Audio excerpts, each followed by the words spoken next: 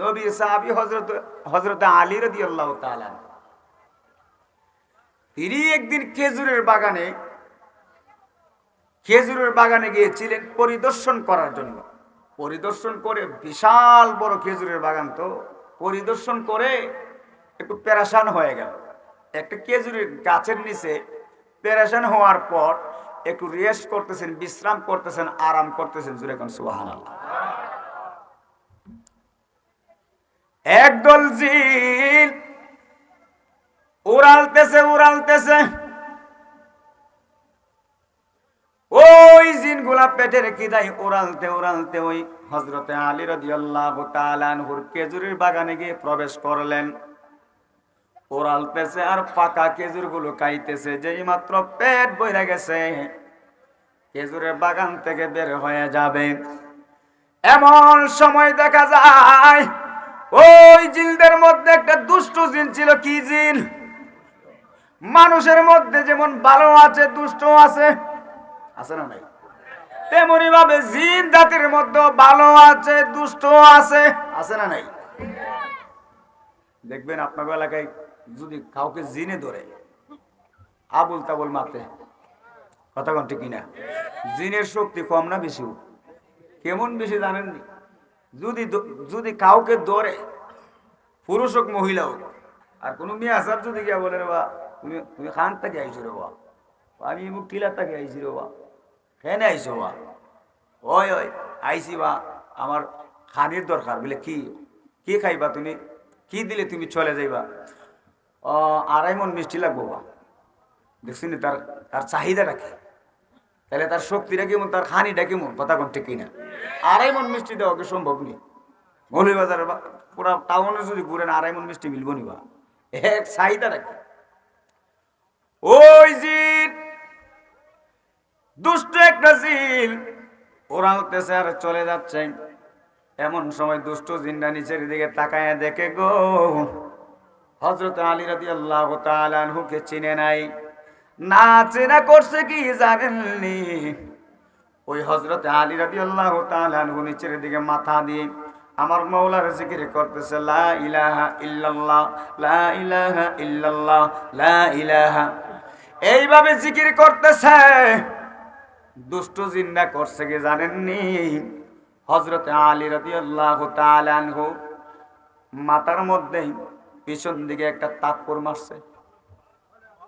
নাউজুবিল্লাহ।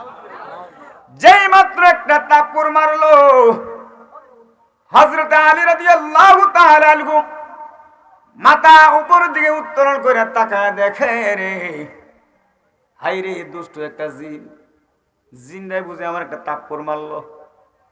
হযরত আলী রাদিয়াল্লাহু তাআলা আনহু মুস্কি হাসে। যেরকম সুবহানাল্লাহ। একটা দৌড় মারলো, ওই জিনটার গিয়ে দৌড়ায়া ধরছে। যেরকম আল্লাহু আকবার। যেই মাত্র জিনটারে ধরলো, ধরার পরে করছে কি জানেননি? তরতর করে কাঁপতে লাগলো। না আমি আর করবো না।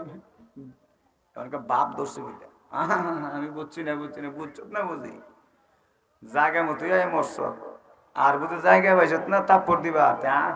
তাপ্পড় দিয়ে তো দিছ, তোরও একটা কাজ করে দিই। জোরে এখন আল্লাহু আকবার। কাজটা কি? কইতাম নি হ্যাঁ, কইতাম হযরত আলী রাদিয়াল্লাহু তাআলা আনহু ওই জিনটারে দইরা আনছে খেজুর গাছের নিচে, আর সব জিন চলে গেছে, দরায় চলে গেছে।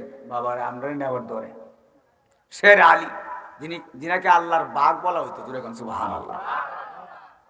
হযরত আলী রাদিয়াল্লাহু তাআলা আনহু দইরাই না করছে কি জানেননি?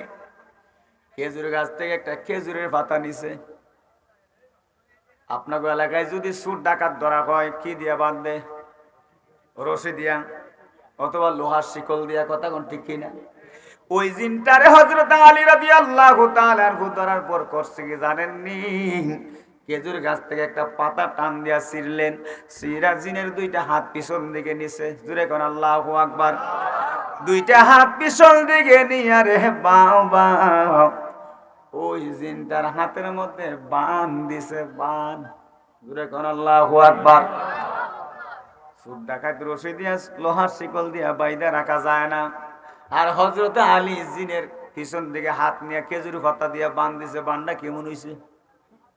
দুর্বল। কথা কোন ঠিক কিনা? বানটা কিন্তু অনেক শক্ত একটা বান, যদিও খেজুর পাতার বান।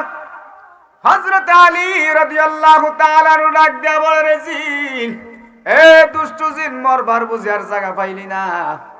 জায়গা মতো মরলি নে, একটা বান দিয়া দিলাম, জায়গা মতো গেলে ছুটতে পারবি, আর না হয় কিয়ামত পর্যন্ত ওই বান কেউ ছুটাইবার শক্তি নাই।